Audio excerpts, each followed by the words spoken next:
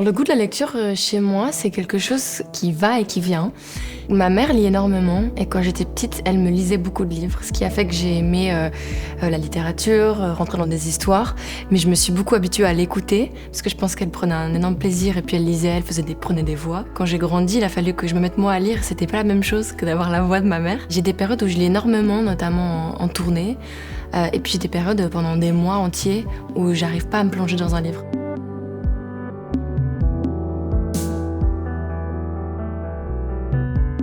C'est marrant parce que quand on m'a demandé de réfléchir à des ouvrages qui m'avaient marqué, dont j'avais envie de parler, je me suis souvenue que ça faisait partie des livres que ma mère me lisait. Et c'est vrai que quand j'y pense, j'étais très petite, je pense que je devais avoir moins de 10 ans, et ma mère m'a lu 24 heures de la vie d'une femme.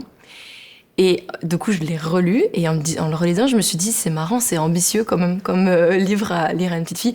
En même temps, on lisait Geronimo Stilton, donc on passait de l'un à l'autre. Des moments où elle s'arrêtait, elle m'expliquait, je pense qu'il y a peut-être même des passages qu'elle simplifiait.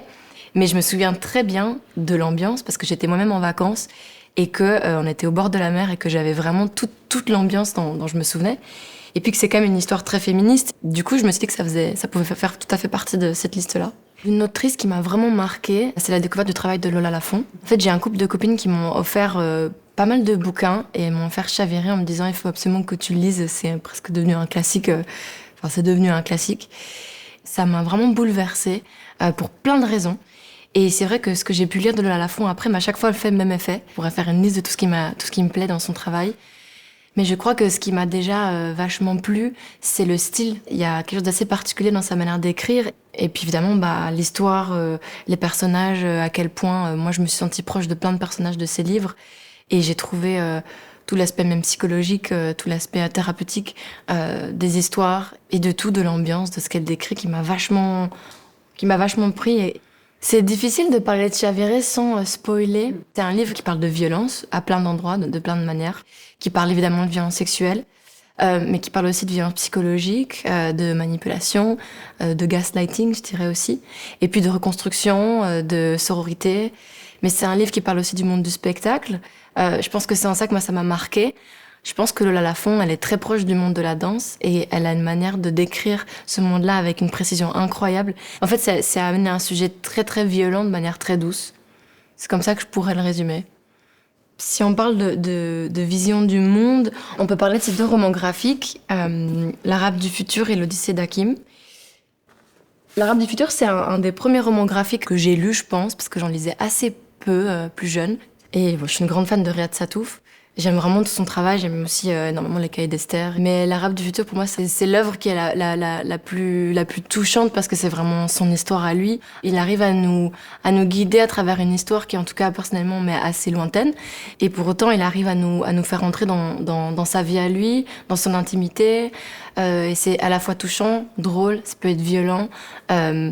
Ça peut être triste et surtout on se sent super proche de lui, de sa famille.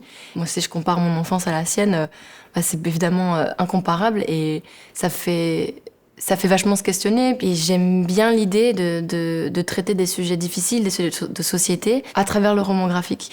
Je ne sais pas si le dessin atténue la violence ou si justement il permet qu'on puisse se la figurer. Je trouve que dans ces deux ouvrages-là, c'est un bon exemple. Et il y a tellement d'émotions très vives et très fortes qui peuvent se transmettre à travers des dessins assez simples.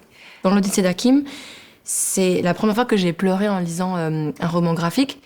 Et je trouve que c'était étonnant comme sensation parce que pleurer en lisant un roman, oui.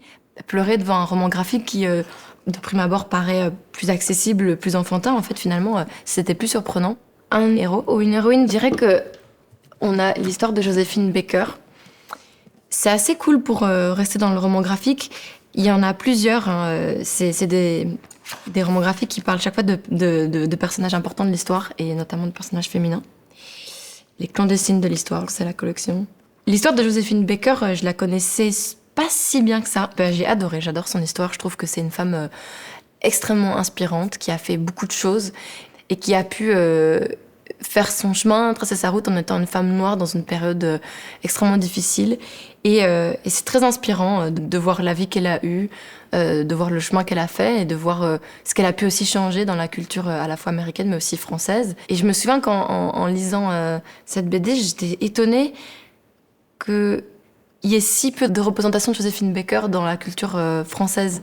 Et ben, je pense que je venais de terminer l'ouvrage quand il a été annoncé qu'elle rentrait au Panthéon. Et je me suis dit, ah voilà, j'étais contente d'avoir lu cette BD pour en savoir un peu plus sur elle. C'est vrai que à la fois dans l'histoire de Joséphine Baker, l'histoire de Chavéré, je pense aussi à Les yeux rouges de Myriam Leroy. Il est question de femmes dont le destin est un peu changé par le fait de devenir connues ou par le fait d'être des artistes, de se mettre en scène. C'est évidemment des destins qui m'intéressent parce que je pense que ça résonne d'une façon ou d'une autre avec mon histoire. Ça me marque comme ça m'effraie. Je pense que quand des choses de mon quotidien, en tout cas de mon quotidien de travail, comme dans Chavéré, des scènes de préparation avant la scène, comme dans Les yeux rouges, Les yeux rouges, il est question d'une femme qui se fait harceler sur Internet. Il y a aussi pas mal de gaslighting dans l'idée où elle est prise comme une folle parce que c'est comme si elle était obsédée elle-même par la violence qu'elle reçoit. Et moi, c'est quelque chose que je comprends évidemment très bien.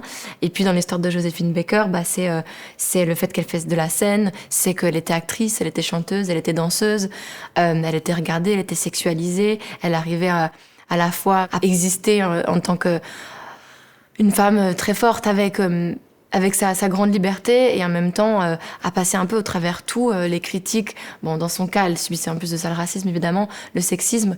Je m'étais pas rendu compte, mais inconsciemment, il y a les destins de ces femmes-là qui me parlent, quoi. Je pense que, comme tout le monde, j'ai un peu un minimum de livres de Amélie Nothomb dans ma bibliothèque. Je dois quand même en avoir 4-5, parce que c'est difficile de passer à côté. Et c'est à la fois une autrice que j'aime parce que j'aime ses œuvres, mais j'aime aussi énormément qui elle est.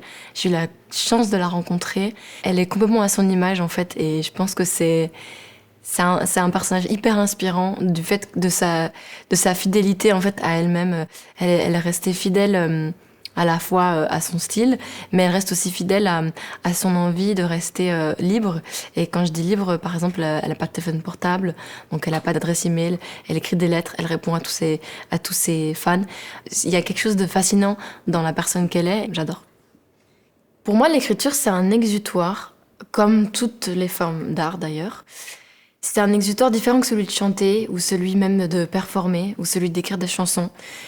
Parce que il y a l'idée qu'on marque quelque chose, et enfin, littéralement.